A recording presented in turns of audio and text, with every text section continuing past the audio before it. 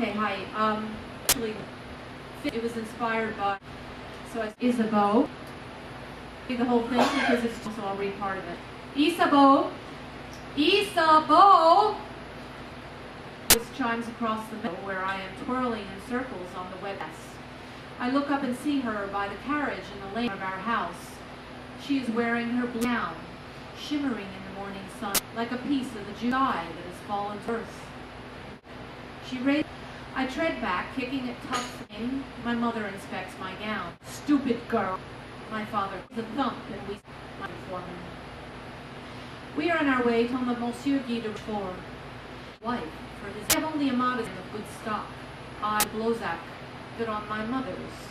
My mother mocked Blozac, company, and no true nobility. She's not given to snobbery, my mother, truly rich.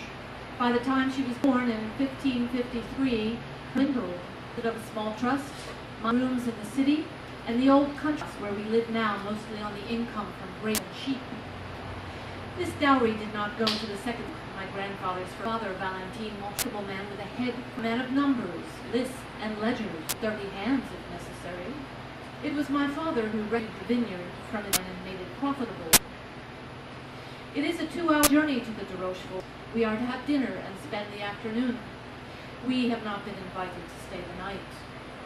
Under certain circumstances, this would seem an insult, but my parents do not take exception.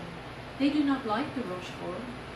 I have heard their hushed conspiracy in the drawing, my father's allegations that de Rochefort bought his good name, my mother's slouching concession that Charles de Rochefort is likely the best they could do for me. Into our ride, my father thumps again on the carriage, and we halt with a mighty shudder. He mutters, steps out, and hurries into the woods. He needs to relieve himself. As soon as he is gone, my mother looks over at me and offers a pitying smile. It is only a visit, child, she says, reaching over to fuss once more my gown. Let us just see. My mother is beautiful still, even at 35. Mahogany hair, skin like country cream, eyes like an evening sky, slate and swirled with indigo. But she is not happy. I know this, not from anything she has told me, but from a certain look she wears, a sadness, or perhaps it is longing, the look of exile who cannot go home. I stare at her across the carriage, turn around my finger. My own hair is not at all mahogany, but instead is the color of weak tea, like my father, and I let it fall onto my bony shoulder. Stay with you and father, or go to live in Paris, I say. I know it is no use arguing. My parents have made up their minds. They are determined to barter me. I have never met Charles de Rochefort, nor do I want to marry him, or anyone else. I want to Chaumont, at least keep to my studies, that one day I might convince my parents, wear them down with my whining, for I can be a ruthless one, to let me go to the city and live with my spinster aunt in our shabby room, and then I will sit by the river and write. My mother pats my knee, and what she always says, Isabeau, you cannot live in Paris. Besides, you take care of you. But my father, as he comes out of the woods, do not let storm clouds into your head today. We arrive at the de Rochefort's before noon. Haribo guides the carriage along allée, which opens on manicured shrubs and boxwoods, all of them rigid, petrified, as if in stone. But I do not pardon, for all around us, like a mighty citadel, is the enormous, immaculate, breathtaking chateau. Grayish-white, 3 stories high with a wide main facade by 2 smaller ones, windows rimmed in red stones. I count 10 chimneys sprouting from the roof.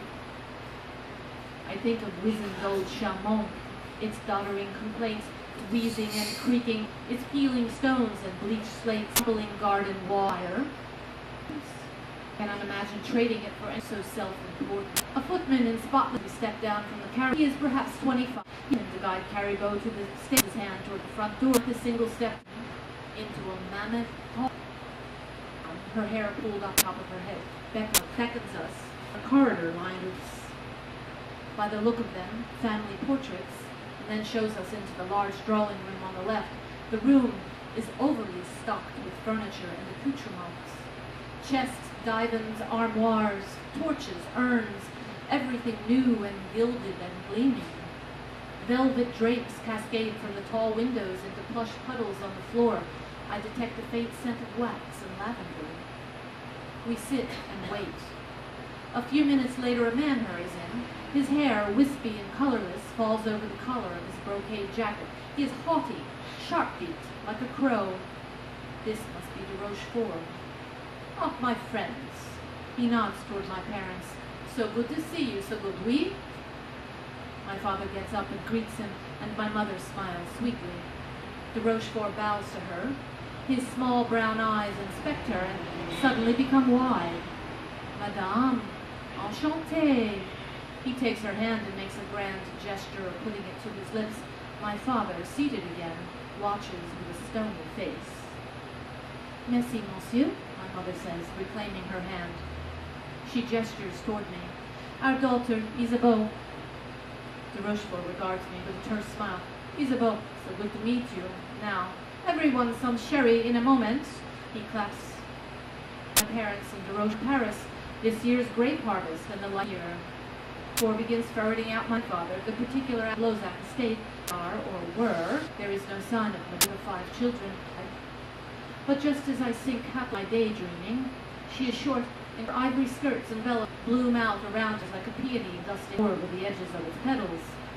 "Poems, hold up to you," she says, dropping her head back and creates another chin, or perhaps 2. Madame has not wanted for good mutton.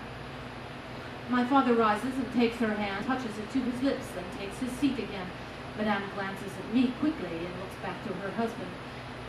"Chérie, this is Isabeau," he says, and Madame nods and smiles.